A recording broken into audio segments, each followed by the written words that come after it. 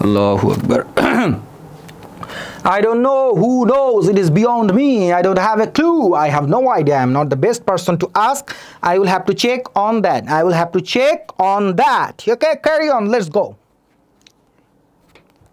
Hello everyone, welcome back to FK English. আপনাদের সাথে আছি আমি ফয়সাল খান।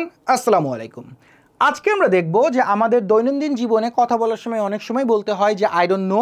আপনাকে কেউ কিছু জিজ্ঞেস করছে, আপনাকে বলতে হচ্ছে আই ডোন্ট নো। আপনাকে কেউ কোনো প্রশ্ন করছে, সেই ক্ষেত্রে বলতে হচ্ছে আই ডোন্ট নো। সো এই আই ডোন্ট নো না বলে আপনি কিভাবে অন্যান্য উপায়ে আই ডোন্ট নো বলতে পারেন সেগুলোই আজকে আমরা শিখব।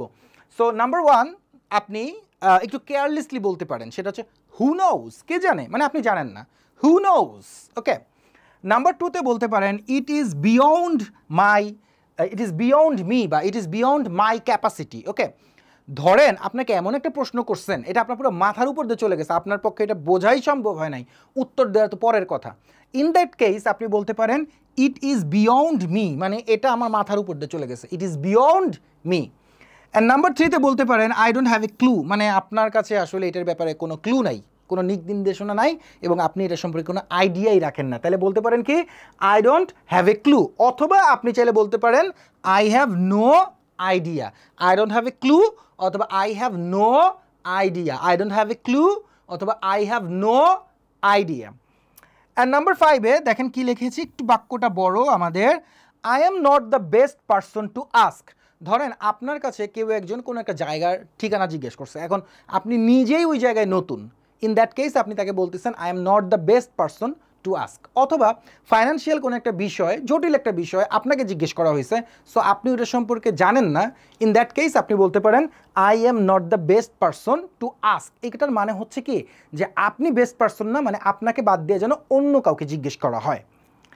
And number 6, I will have to check on that. এই জিনিসটা আমি আবারও বলতেছি, I will have to check on that, এই জিনিসটা টিচারদের ক্ষেত্রে খুব হয়।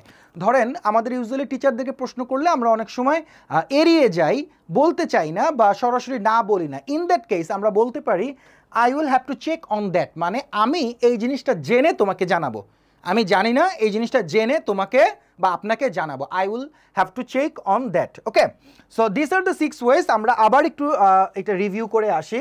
নাম্বার 1-এ আপনি চাইলে একটু কেয়ারলেসলি বলতে পারেন হু নোজ, কে জানে। অ্যান্ড নাম্বার 2-তে আপনি চাইলে বলতে পারেন ইট ইজ বিয়ন্ড মি, যখন আপনার একদম মাথার উপর দিয়ে যাবে, আপনি নিজেই জানেন না কি বলবেন।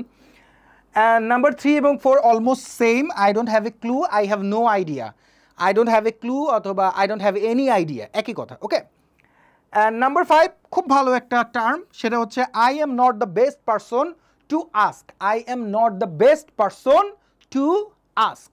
অ্যান্ড নাম্বার 6, আপনি যখন বলতে চাচ্ছেন যে আপনি জানেন না কিন্তু জেনে জানাবেন বা আপনি নিজেই জিনিসটা জানতে চান পরবর্তীতে, ইন দ্যাট কেস আপনি বলবেন I will have to check on that, I will have to check on that, I will have to check on that. This is all for today. Thank you very much. Keep watching. Stay with us. Assalamu alaikum. Allah Hafiz.